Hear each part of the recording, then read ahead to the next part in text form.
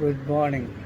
Very interesting case, a fantastic case with several factors to understand the criminal law, Indian Evidence Act, and also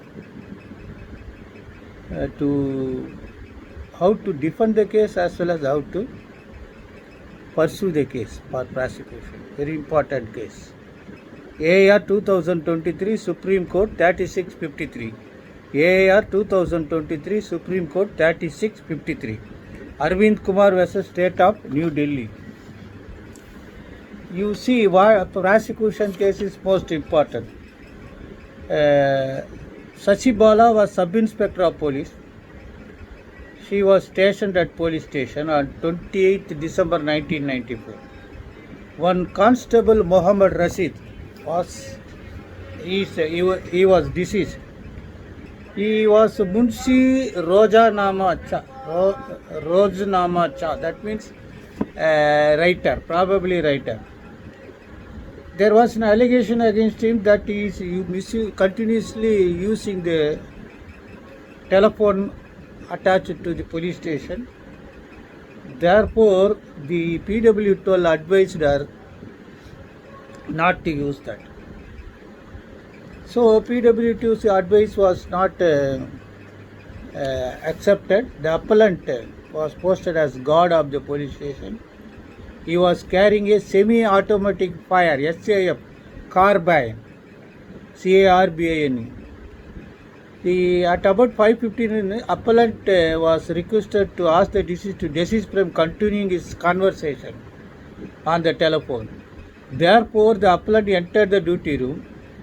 The deceased was talking on the telephone. The appellant put his hand on the shoulder of the deceased and advised him to end the call. The initial case of prosecution was that the deceased physically pushed the appellant while holding the SAF carbine of the appellant. The appellant tried to extricate his SAF. During the scuffle, SAF got entangled in the chain attached to the appellant's belt, which led to the accidental firing. 5 rounds were fired. He died. Then what had happened? Thereafter, initially 304A was filed. Thereafter, few days later, the father seems to have lodged a complaint next day, stating that there was some enmity between the deceased and PW2. Therefore, this what had happened. The Karim Bosch PW13 stated he had the cry of Mujhe Bachao, sound of firing of SAF. And appellant was telling PW12, madam आपने ये क्या कर दिया, मेरे तो बच्चे बर्बाद हो जाएंगे. This was her statement. Then Sachi Bala responded by telling the accused that तुम फिक्र मत करो, मैं भी तुम्हारे साथ हूँ, कोर्ट तक तुम्हारा साथ दूंगी. This is the evidence which was treated as Section 6 of Indian Evidence Act. See, some important cases you have to. The High Court has held that motive was not proved. This what had happened. Then important thing is, initially there were multi-number of expert opinion. Initially they say bullets were shot at a close distance, and thereafter again another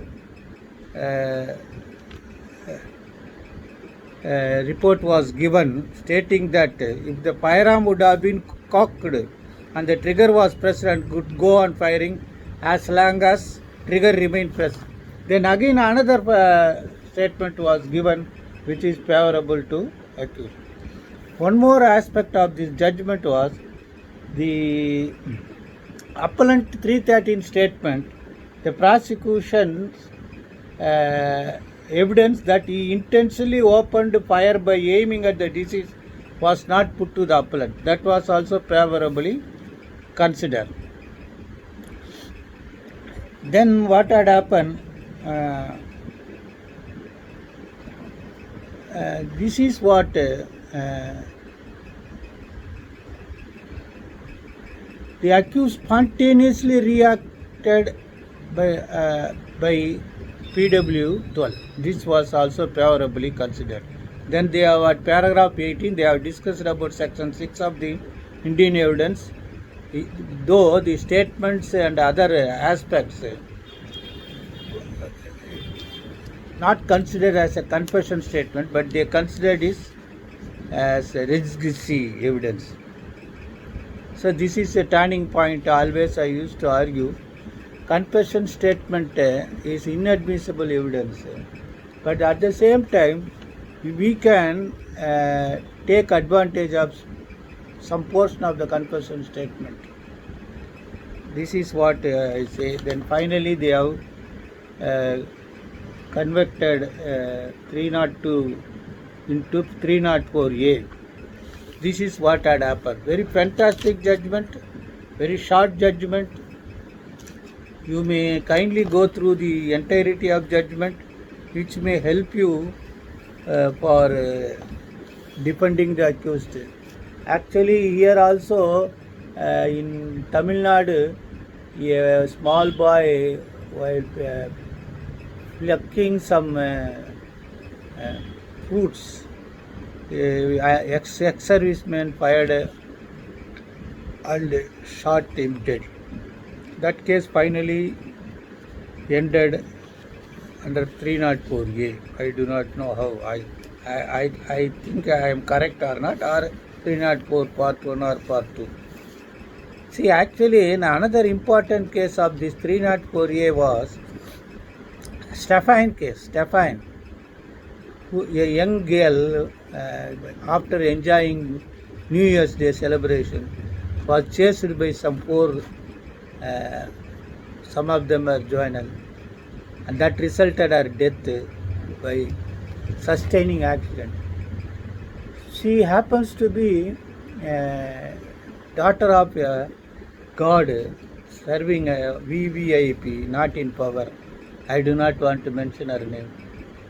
That resulted that no bail was granted to the persons. They were convicted under 304 part 1. Finally, Supreme Court has set aside all the convictions, stating that it is rash and negligent act.